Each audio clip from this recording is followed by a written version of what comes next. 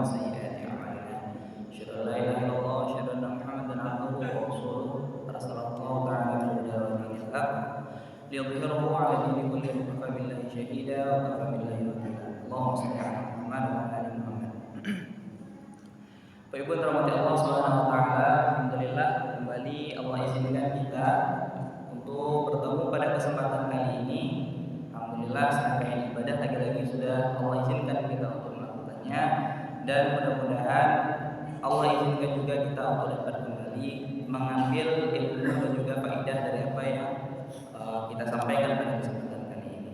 Bapak Ibu rahmati Allah Subhanahu wa taala, sebagaimana pada minggu yang lalu awal membahas bab lanjutan dari buku dosa-dosa yang dianggap biasa. Maka insyaallah sebagaimana sudah kita sampaikan, sudah kita mungkin sepakati, insyaallah Allah akan membahas buku dosa-dosa yang dianggap biasa sebagaimana yang tulis oleh Syekh Shalih Al-Munajjid. Dan kemarin kita sudah membahas perkara pertama, yaitu syirik. Dan kita juga sudah menjelaskan berbagai macam jenis kesyirikan yang menjadi bagian dari dosa yang besar di sisi Allah Subhanahu wa taala, mulai dari kemarin itu memakai jimat. Kita juga sudah menjelaskan di antara dosa-dosa besar atau syirik kepada Allah itu berkorban atas dengan nama selain Allah, berkorban atas selain Allah, dan datang ke dukun dan lain sebagainya. Dan insyaallah yang menjadi pembahasan kita pada kesempatan kali ini, Bapak Ibu rahmati Allah Subhanahu wa taala, di antara dosa-dosa yang dianggap biasa sebagaimana yang dituliskan oleh Syekh Shalih Al-Munajjid di dalam kitabnya ini, pada pembahasan kedua itu adalah juga bagian dari syirik, namun ini adalah syirik yang kecil menurut sebagian ulama. Apa itu? Riya dalam ibadah. Nah, ini adalah pembahasan yang menarik tentunya bagi Allah Subhanahu wa taala, karena riya ini adalah sesuatu yang sangat-sangat akan merusak terhadap amalan-amalan ibadah yang akan kita lakukan.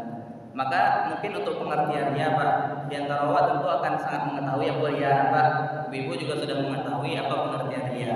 Riya itu menyusupi atau tersusupnya perasaan bahagia, atau ketika kita beribadah, Pak, ibadah awak itu akhirnya awak jadikan sesuatu untuk mencari perhatian orang lain. Menjadikan ibadah yang kita lakukan itu adalah untuk menempatkan atau mendapatkan posisi di hati makhluk atau selain Allah.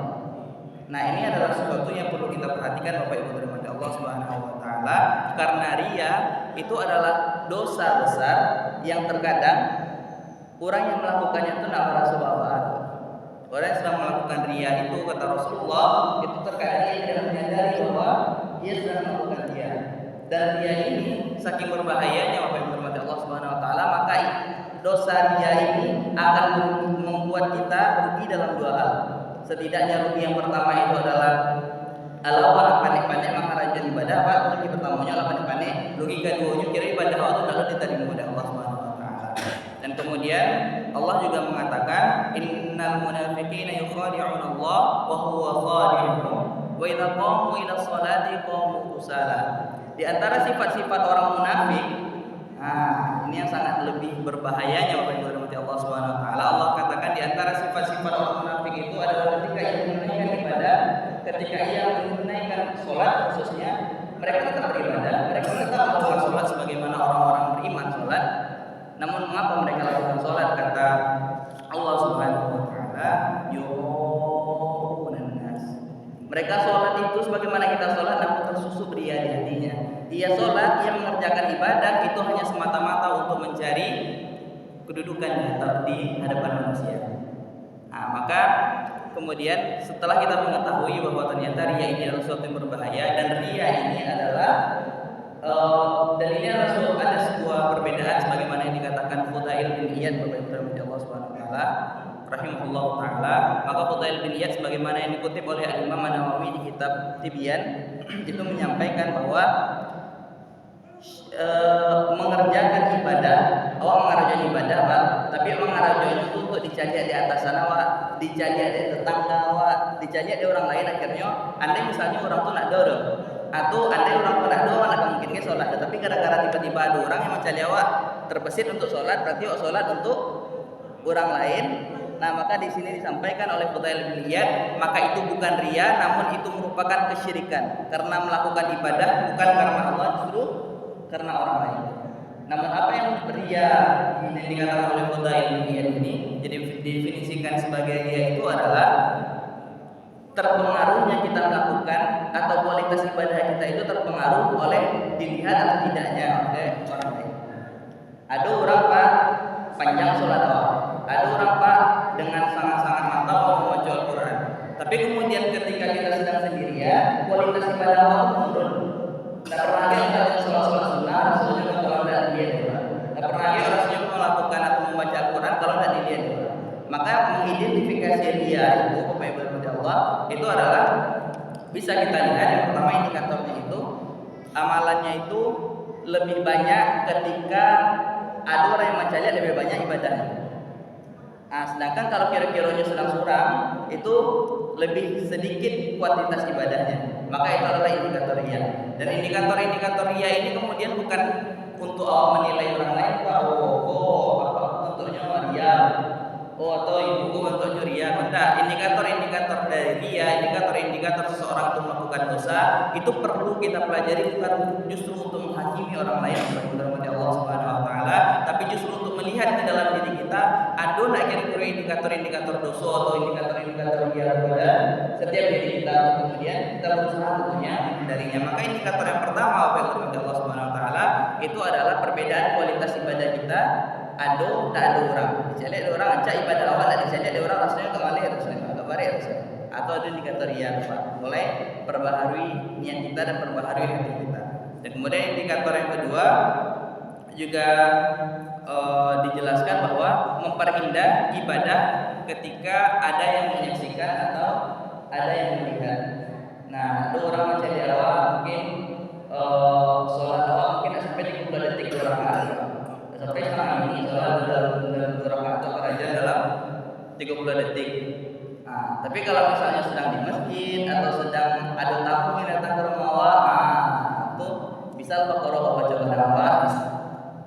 Kemudian apa? Karena ada terbesit keinginan untuk mendapat pujian, mendapat sanjungan, berbahagia jika dilihat oleh orang lain ketika kita melakukan ibadah. Padahal Allah sudah menegaskan kita tidak diperintahkan umma umiru illa liya'budullaha mukhlishina lahuddin. Kalian itu tidak pernah diperintahkan untuk beribadah, itu tidak beribadah kalian nantilah. Cuma kalau kalian ketika sudah mengikuti atau sudah melakukan perintah ibadah itu kata Allah Subhanahu Wa Taala, kerjakanlah dengan mukhlishina lahuddin. Semata-mata itu ikhlas hanya karena Allah dalam beragama.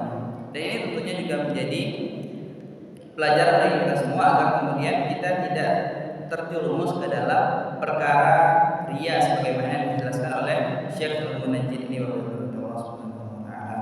Dan kemudian juga ada dua hal yang ingin kami sampaikan kepada Allah Subhanahu wa taala yang sejenis dengan riya ini yang akan menghanguskan amalan kita, yang dosanya sama parahnya namun cara mengerjakannya berbeda. Jadi ada nama dalam agama yang pertama riya, yang kedua kata Rasul ada istilahnya sum'ah.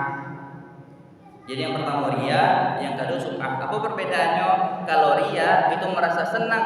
Riya itu Pak asal katanya kan dari ro'a melihat. Jadi kalau dicari ada orang lain senang awak, orang lain menyaksikan awak, ada orang lain yang awak senang awak, itu riya. Tapi kalau sum'ah itu adalah ketika mungkin orang lain tidak mencari, ada orang lain sedang tidak mengetahui yang melakukan ibadah, orang lain tidak tahu sedang puasa, orang lain tidak tahu sedang melakukan tahajud subuh tadi tapi kemudian pas ala siangnya mungkin mencuci orang lain dia tak awir sorry marah. Orang yang lain yang menang awak mengeluhkan awak itu tuh begitu akhirnya bertanya, ya minumlah Pak, kalau awak minumlah. Dan kemudian di situ akhirnya orang seorang puasa. Nah itu sum'ah, harusnya orang tidak tahu tapi yang mencari-cari celah untuk membuat orang mengetahui awak sedang melakukan ibadah. Atau kemudian sum'ah ini adalah orang lain tidak sedang tidak tahu beribadah, kemudian awak mencari tahu ibadah awak secara terus terang kepada orang lain. Maka ini adalah sum'ah. Maka Rasulullah menjelaskan man sam'a sam'allahu bihi wa man ra'a ra'allahu bihi. Barang siapa yang melakukan sum'ah memperdengarkan ibadah yang sudah ia lakukan secara sembunyi-sembunyi dan orang lain tidak mengetahuinya, sampai ke orang lain ibadah yang dilakukan itu sama Allah. Rasulullah akan mengancam orang yang melakukan sum'ah itu, Allah juga akan memperdengarkan aib-aib yang ia sembunyikan dari orang-orang untuk kemudian orang lain mengetahuinya. Dan kemudian Rasulullah juga melanjutkan dalam hadisnya, hadis yang diriwayatkan oleh Imam Muslim pada hari ini, Allah Subhanahu wa taala, wa man ra'allahu bihi. Dan barang siapa yang melakukan ibadah itu karena ria semata untuk mengharapkan keridhaan orang lain di hatinya, maka Allah juga akan membuat orang lain itu mengetahui akhirnya dan menyaksikan dengan mata kepala orang-orang yang dia cari ridhonya tersebut aib-aib yang telah ia sembunyikan dari hadapan manusia semuanya.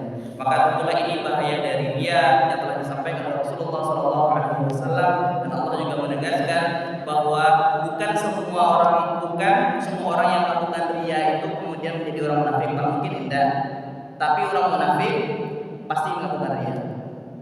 Mungkin tak akan semua orang yang berbuat syirik itu, orang yang berbuat ria itu kemudian akan jatuh kepada kesyirikan, karena mungkin hati itu memang perkara yang sulit, Pak. Hati untuk mengontrolnya itu memang agak sulit, Pak. Rasanya ada orang itu agak sempurna ibadah, Pak. Ada orang, tidak ada orang kemudian ibadah menjadi biasa-biasa saja. Dan tentunya ini adalah sebagaimana yang disampaikan pada akhir pembahasan oleh Syekh Shalih Al-Munajjid ini, bahwa memang ini adalah hal yang sulit untuk dikontrol bagi setiap hati kita. Namun orang yang akan dihukumi berdosa, mendapatkan dosa ria ini adalah ketika mulai terbesit dalam hatinya ketika melakukan ibadah ria, tapi justru nak menepis. Kalau masih berusaha, ya Allah, kemudian Allah sadarkan, ya Allah, mulai sana hati misalnya melakukan ibadah untuk orang lain, rasanya, kemudian Allah menyadarinya, dan kemudian Allah beristighfar dan berusaha menguatkan hati agar keluar dari dia ataupun sum'ah yang kita lakukan itu, maka menurut para ulama, kata Syekh Shalih Al-Munajjid, maka insya Allah itu tidak dihitung sebagai dosa ria. Namun yang menjadi dosa itu adalah awal atau apa? Awal mulai bahagia, awal mulai sana, maksudnya dia menjadi orang, awal mulai melakukan sujud awal dan salah satu orang disebut awal. Padahal kalau seorang mungkin kan salah satu sujud dong. Kemudian awal bagian saya muncul rasa ria itu bagian saya apa bagian saya. Tak ada keinginan untuk menepis rasa ria itu, maka inilah yang kemudian menjadi bagian dari syirik, namun syirik kecil menurut sebagian ulama. Maka inilah yang akan kita pahami dan kita sampaikan pada kesempatan kali ini, bahwa Allah Subhanahu wa taala yang menjadi pembahasan kita sekali lagi pada kesempatan kali ini itu adalah ria dan juga sum'ah. Ria yang nantinya akan menggorogoti dan membuat ibadah kita di sisi Allah menjadi sia-sia. Maka kepada Allah Subhanahu wa taala, ini yang kami sampaikan pada kesempatan kali ini.